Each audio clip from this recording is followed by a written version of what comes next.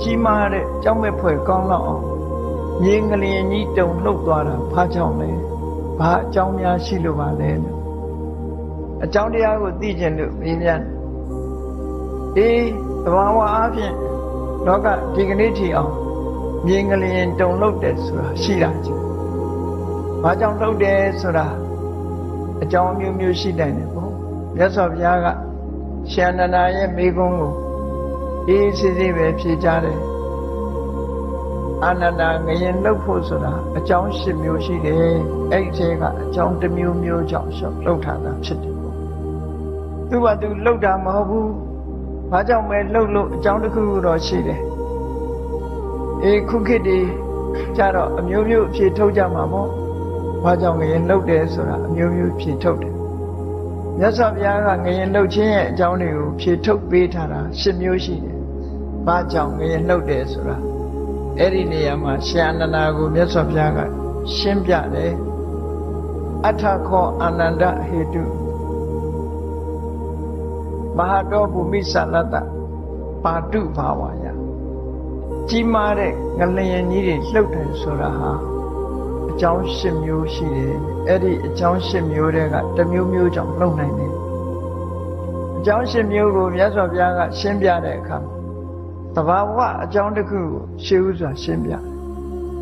တဘာဝအကြောင်းတစ်ခုဆိုတာဘာလဲလို့ဆိုရင်ဒီကမ္ဘာမြေကြီးရဲ့တည်နေပုံကိုပထမရှင်းဥစွာမြတ်စွာဘုရားရှင်းပြတယ်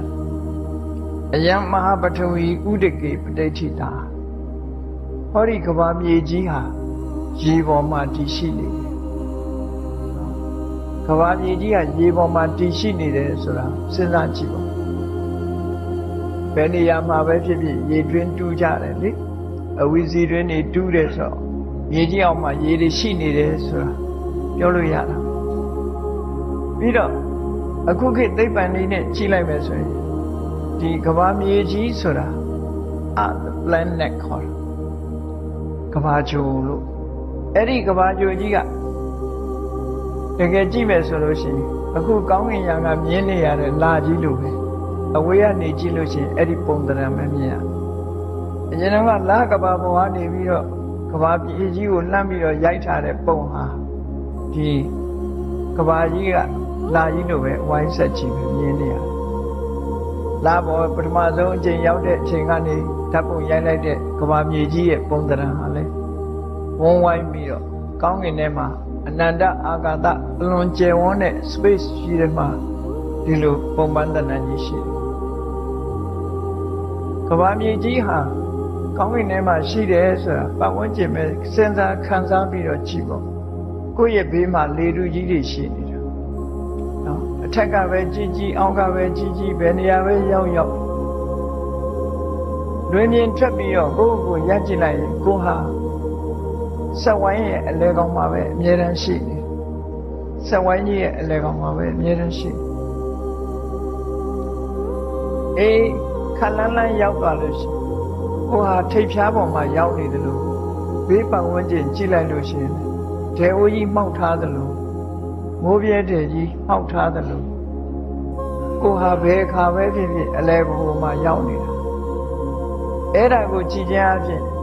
ကမ္ဘာမြေကြီးကကောင်းကင်ယံထဲမှာဒီဂျိုကြီးတစ်ခုဆိုတာလည်းထင်ရှားတယ်ကမ္ဘာတီထားပုံကိုစာပေကျမ်းကမှာဖွင့်တဲ့အခါမှာကမ္ဘာကြီးစပြီးတော့ပေါ်ပေါက်လာပုံကိုဖွင့်တဲ့အခါတခြားဘာသာတွေမှာတော့သာဝရဘုရားသခင်ကဖန်ဆင်းတယ်လို့ဒီလိုဆိုတယ်ရသော်ဘုရားရဲ့အဆုံးအမအရာဘုရားသခင်ဖန်ဆင်းတာမဟုတ်ဘဲနဲ့သဘာဝတရားရဲ့ဆောင်ရွက်မှုသာဖြစ်တယ်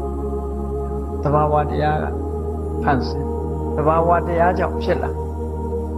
ကဘာကြီးပြန်တည်ဆောက်ဖို့ကဘာပြုမိုးကြီးသဘာဝအားဖြင့်မိုးတွေရွာချလာ